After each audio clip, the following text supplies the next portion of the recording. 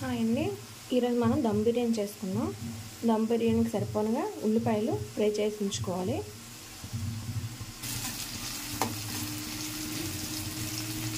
ఇవి ఫ్రై అయిపోయింది. ఇప్పుడు వేరే బౌల్లో తీసుకోవాలి.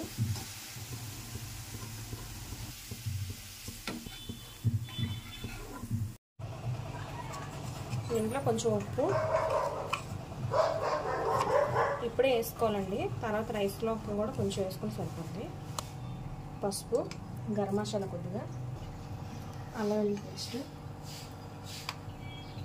కారం, ఉన్నాం కదా ఆనియన్స్,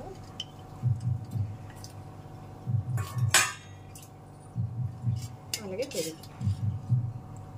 ఇది కలిపి ఒక అరగంట సేపు ఫ్రిడ్జ్లో పెట్టుకోవాలి.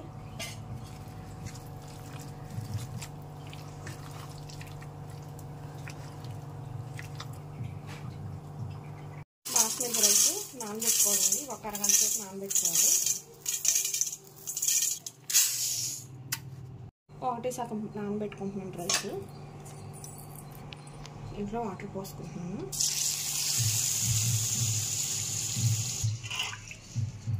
ఇవి ఒక అరగంట సేపు నానబెట్టుకోవాలి.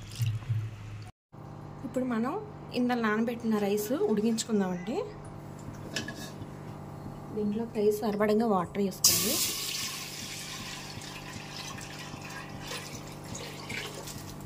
దీంట్లోనే బిర్యానీ ఆకు, దీంట్లోనే మసాలా సామాన్లు,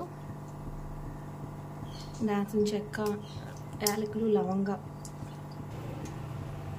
ఇందాక నానబెట్టుకున్నాం కదండి, ఆ రైస్ వేసుకున్నాం.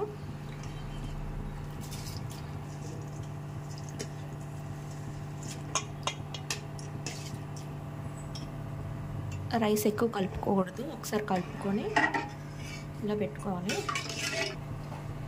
దీంట్లోనే కొద్దిగా సాల్ట్ వేస్తున్నాను. రైస్ అయితే ఉడుకుతుందండి, మనం పక్కన పెట్టుకుందాం.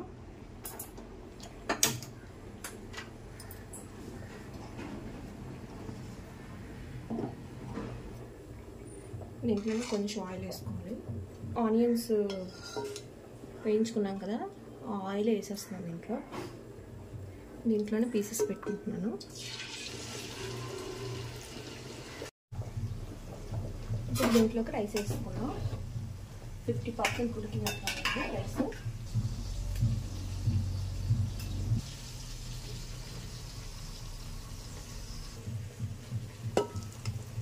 సిమ్లోనే పెట్టుకోవాలండి రైస్ కూడా. ఇందాక డీప్ ఫ్రై చేసుకున్నాం కదా, ఆనియన్స్ వేసుకోవాలి. మళ్ళీ తగ్గిన రైస్ కూడా దీని మీద వేసుకోవాలి.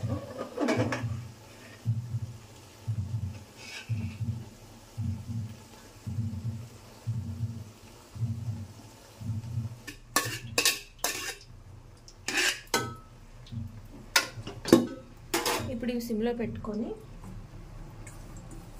ఇంకొంచెం ఆనియన్స్ ఉన్నాయి కదా, అవి దీని మీద వేసుకోవాలి. దీంట్లోనే కొంచెం ఫుడ్ కలర్ కాకుండా పసుపు వేసుకుని కలుపుకుని వాటర్ వేసుకోవాలి. అది కొద్దిగా కొంచెం కలర్ కోసం.